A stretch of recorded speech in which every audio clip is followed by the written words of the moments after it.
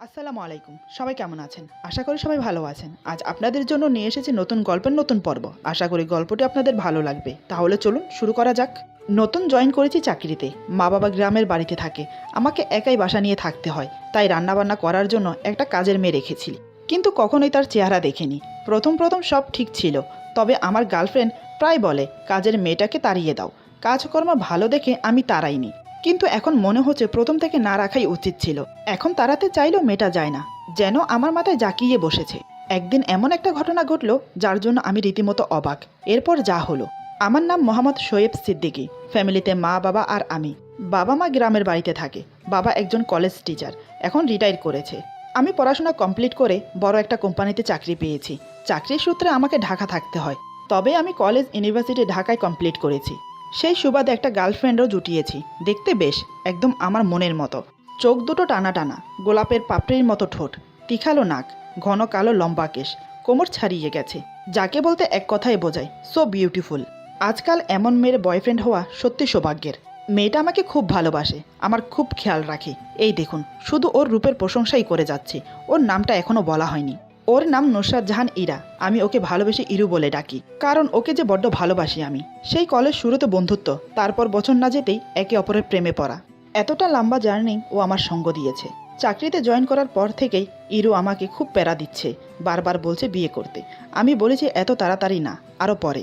এদিকে চাকরিতে জয়েন করে একটা বাসা নিলাম। সব কিছু ঠিকঠাক হলো, কিন্তু আসল সমস্যা হলো আমি রান্না করতে জানি না। এখন রান্নার জন্য একটা মেয়ে চাই। সেটা আমি ইরুকে বললাম। সে বলে আশেপাশে খোঁজ করে দেখো, পেয়ে যাবে। ওর কথা মতো কয়েকজনের কাছে খোঁজ লাগালাম। সবাই বলে আমরা দেখছি কয়েকদিন ম্যানেজ করে নাও। তাই আমি অপেক্ষা করতে লাগলাম। খাওয়া দাওয়া আপাতত হোটেলে চলছে। একদিন আমি ইরুর সাথে কথা বলছি। এমন সময় কলিং বেলের শব্দ শুনে আমি বললাম তুমি রাখো, পরে কথা বলছি, কেউ এসেছে। এই বলে ফোন কেটে দিলাম। তারপর দরজা খুলে দেখলাম ইয়া লম্বা ঘুমটা দেওয়া এক মহিলা। আমি বললাম কি ব্যাপার, কাকে চান আপনি? মহিলাটা বলে এইটা কি শোয়েব স্যারের বাসা? আমি বললাম হ্যাঁ, এটা শোয়েবের বাসা, কিন্তু তার নামের শেষে স্যার নেই। তা আপনি কে? মহিলাটা বলে আমনের কি রামদনের মানুষ লাগবে? মোরে একজনে পাড়াইছে। আমি বললাম ও আচ্ছা, তা এমন ঘুমটা দেওয়া কেন? মহিলাটি বলে মোর স্বামী কইছে মানুষটা মইরা গেছে, হে লেগে তো তাহার কথা অমান্য করতে পারি না। আমি বললাম তা এমন করে রান্না করতে পারবেন তো? মহিলাটি বলে হ পারুম। আমি বললাম কত টাকা নেবেন মাসে? মহিলাটি বলে আর কি কি কাম হরা লাগবে? আমি বললাম আর কোনো কাজ নেই, কাপড় ধোয়া আর ঘর গোছানোর লোক আছে। মহিলাটি বলে তাহলে 3,000 দিলেই হইব। আমি বললাম আচ্ছা, তাহলে কখন আসতে পারবেন? মহিলাটি বলে বেইনাকাল আর সন্ধ্যায় আইয়া রাইন্দা দি মোহনে। আমি বললাম 2 বেলা আসার দরকার নেই, একবার আসলেই হবে। মহিলাটি বলে মই তো আমনের ধারে ডাবলটা হাসাই না। আমি বললাম আচ্ছা, কাল থেকে আসেন। মহিলাটি বলে অহন চা খাইবেন, 1 কাপ বানাইয়া দিমু? আমি বললাম না, দরকার নেই, আপনি এখন আসতে পারেন। মহিলাটি বলে দেই 1 কাপ বানাইয়া। আমি বললাম আচ্ছা দেন তাহলে, রান্নাঘর ওইদিকে। মহিলাটি বলে দিতাছি, আমনে খালি মোরে 5 মিনিট সময় দেন। বলেই রান্নাঘরে চলে গেল কাজের মেয়েটি। আমি ভাবছি যাক ভালোই, কাজের প্রতি মন আছে। আমি একটু ইরুকে ফোন দেই। ফোন বেজে গেল, কিন্তু ধরল না। আমি চায়ের জন্য অপেক্ষা করছি। কিছুক্ষণ পর চা দিল কাজের মেয়েটি।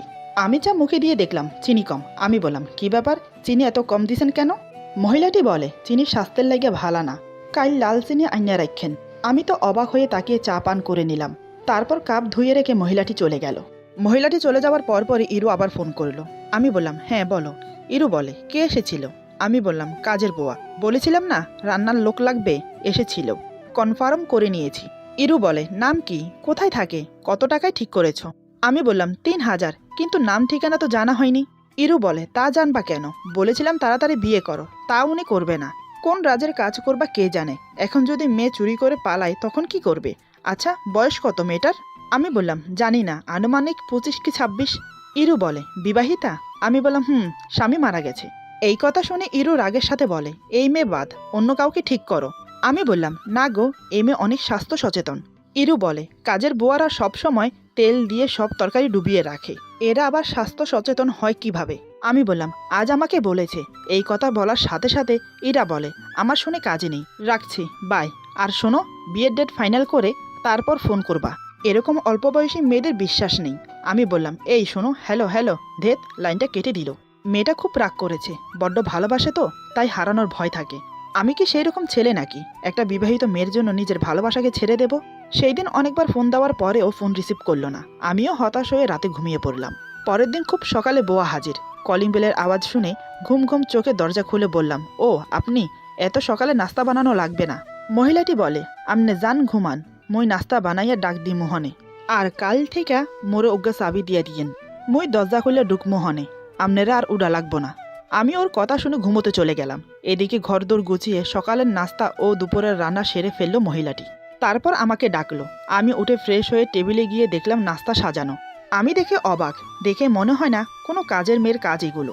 আমি বললাম, আপনি এত সব কেন করেছেন? মহিলাটি বলে, আমনের লাইয়া। আমি বললাম, আমার একার পিছনে এত সময় নষ্ট করলে অন্য বাসায় কাজ কখন করবেন? ও ভালো কথা, আপনার নাম কি? মহিলাটি বলে, মই তো আর কোনো বাসায় কাম হরি না, মোর নাম জরিনা। আমি বললাম, মানে এক বাসার কাজে আপনার মাস চলে যায়? জরিনা বলে, না মানে অহনো আর কোনো বাসা পাই নাই। ও আচ্ছা, ফ্লাক্সে চা থুইছি, খাইয়া লইয়েন। আমি বললাম, জরিনা বলে, আর সব থালা বাসন থুইয়া দিয়েন, মুই সন্ধ্যাকালে আইয়া ধুইয়া দিমু, মুই অহন যাই। আমি বললাম, ঠিক আছে যান। জরিনা যেতেই আমি ভাবছি মেয়েটাকে ঠিক কাজের মেয়ে মনে হয় না। তারপর নাস্তাকে অফিসে চলে গেলাম। এভাবে 6 মাস চলে গেল। কাজের মেয়ের অতিরিক্ত যত্নের অত্যাচারে আমার প্রাণ অতিষ্ঠ হয়ে উঠেছে। সকালে উঠে নাস্তা, স্বাস্থ্যসম্মত কম তেল দেওয়া খাবার, স্বাদের চেয়ে মানের দিকে খেয়াল বেশি। আমি এসব আর সহ করতে পারছি না, আবার মেয়েটাকেও তাড়াতে পারছি না। মেয়েটি মনে হয় জেকে বসে আছে। এদিকে রুহি প্রতিদিন ঝগড়া বাঁধাচ্ছে। আমার মানসিক অবস্থা খারাপ। না, এবার বিয়ে করতেই হবে। একমাত্র রুহি পারবে জরিনাকে তাড়াতে।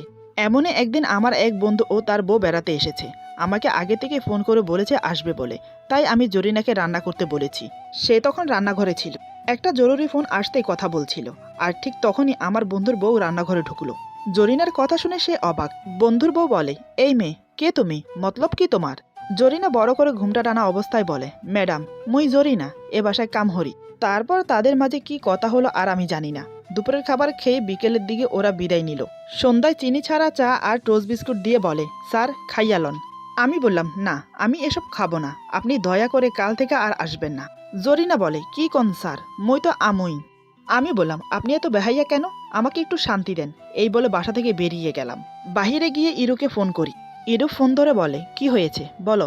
আমি বললাম, আমাকে বাঁচাও, এ বউ আমাকে মেরে ফেলবে। এমনভাবে আমাকে খাওয়ায় মনে হয় যেন আমার বউ। ইরু রসিকতা করে বলে, বাহ ভালোই তো, কাজের মেয়েকে এখন বউ বানাও। আমি বললাম, তুমি একটু এসে তাড়িয়ে দাও না। ইরু বলে, তোমার সমস্যা তুমি মেটাও, আর আমাকে ডাকতে হলে বিয়ে করে তারপর ডাকবা, ঠিক আছে? এখন ফোন রাখি, বাই। এই বলে ফোনটা কেটে দিল। আমি রাগে গজগজ করতে করতে বললাম, শালার বিয়ে, 1 সপ্তাহের মধ্যে তোমাকে বিয়ে করছি, দাঁড়াও। আমি বাবাকে ফোন করে বিয়ের ব্যাপারে সব বললাম। তারপর ফোন রেখে দিলাম। বাড়িতে ইরার কথা আগেই জানতো, ইরার বাড়িতেও আমার কথা জানে, তাই 1 সপ্তাহের ভিতরে বিয়ের তারিখ ঠিক হলো। আজ আমাদের বিয়ে। কোনো জাঁকজমক না করেই বিয়েটা সেরে ফেললাম। তবে বাসর ঘরটা খুব সুন্দর করে সাজিয়েছি, এই রাত জীবনে একবার আসে বলে। রাত 12টার দিকে ইরু বাসর ঘরে বসে আছে। অনেকদিন পর তার মনের আশা পূরণ হলো। সে তো মহা খুশি। আমি যে খুশি না এমনটা কিন্তু না, আমি অনেক খুশি। হয়তো বলবেন, এতদিন তাহলে বিয়ে করলাম না কেন? আসলে নিজের পায়ে দাঁড়াতে চেয়েছি। চাকরি হলেই তো আর হলো না। তার সাথে নিজের বাড়ি, ব্যাংক ব্যালেন্স, গাড়ি সব করে ইরাকে বিয়ে করতে চেয়েছি, কারণ সে যেন আমার ঘরে এসে কোনো অভাব অনাটন বা কষ্টে না থাকে। কিন্তু তার যে তর সইছে না। রিলেশনে আসার 1 বছর পর থেকেই প্রায় প্রতিদিনই বিয়ের কথা বলে। এমন একটা দিন নেই যে সে বিয়ের কথা বলেনি। প্রেম করেছি, কম সময় হলো না তো। দেখতে দেখতে 8 বছর হয়ে গেল। এই 8 বছর পর বিয়ে করলাম। হয়তো আমি ইরুকে আরও 1 বছর ঘুরিয়ে রাখতাম, কিন্তু কাজের মেয়ে জরিনার স্বাস্থ্য সচেতনের অত্যাচার থেকে বাঁচার জন্য বিয়েটা এত তাড়াতাড়ি করতে হলো। একটা মজার বিষয় হলো, আজ আমার বিয়ের দিন, অথচ জরিনা আসেনি। হয়তো কোনো কাজে আটকে গেছে, নিশ্চয়ই কাল আসবে। এইসব ভাবছিলাম ছাদে দাঁড়িয়ে দাঁড়িয়ে। ভুলেই গেছি, আমার জন্য ইরু ওয়েট করছে বাসর ঘরে। সম্বিত হইল আমার এক বন্ধুর কথায়। সেজান বলে, কি রে দোস্ত, এখানে দাঁড়িয়ে এত কি কি ভাবছিস? আজ ইরার সাথে কি কি করবি তাই? দেখ দোস্ত, আমি তো আগে বিয়ে করেছি, তাই আমার অভিজ্ঞতা তোর থেকে বেশি। আমি তোকে কিছু শিখিয়ে দেই। আমাকে কিছু বলার সুযোগ না দিয়ে ও বলে গেল সব। আমি আহাম্মকের মতো সব মনোযোগ দিয়ে শুনছি, যেন আমি কিছুই জানি না। সেজান কথা শেষ করে বলে, এবার বুঝলি কিভাবে কি করবি? আমি বললাম, বুঝলাম, বুঝিয়ে বলার জন্য ধন্যবাদ।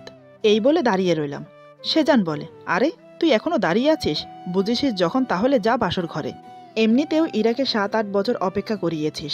বাসরাতে অন্তত একটু তাড়াতাড়ি যা, তা না হলে কিন্তু আজ বাসরাত করতে দেবে না তোকে। আমি বললাম, তুই ঠিক বলেছিস। এমনিতে মেয়েটা যে রাগি আমার উপর। আমি ওর দিকে তাকিয়ে বসে বসে এসব ভাবছি। এদিকে ইরু উপহারটা খুলে ফেলেছে। ভেতরে একটা গোল্ডের বক্স। বক্সটা দেখে ইরুর চোখ উজ্জ্বল হয়ে উঠল। সে খুশি মনে বক্সটা খুললো তো আরও অবাক হয়ে গেল, কারণ এটা তার পছন্দের রিং। আজ থেকে 2 সপ্তাহ আগে আমি আর ইরু ঘুরতে বেরিয়েছিলাম। সে কিছু শপিং করবে বলে একটা মার্কেটে গেলাম। সেখানে ঘুরতে ঘুরতে জুয়েলার্সের দোকানে এই ডায়মন্ডের রিংটা পছন্দ করে। ঘুরে ফিরে 4বার পরেছে রিংটা।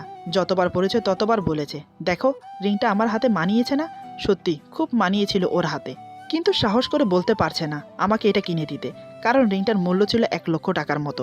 তাই বলেনি। আমি চাইলে কিনে দিতে পারতাম তখন, কিন্তু দেইনি, কারণ আজকের রাতে ওকে উপহার দেব বলে। ইরু রিং হাতে নিয়ে ঘুরিয়ে ফিরিয়ে দেখছিল, তারপর উল্লাসে ফেটে পড়ে বলে, আরে এটা তো সেই রিং যেটা সেদিন পছন্দ করেছিলাম। তুমি এটা আমার জন্য এনেছো?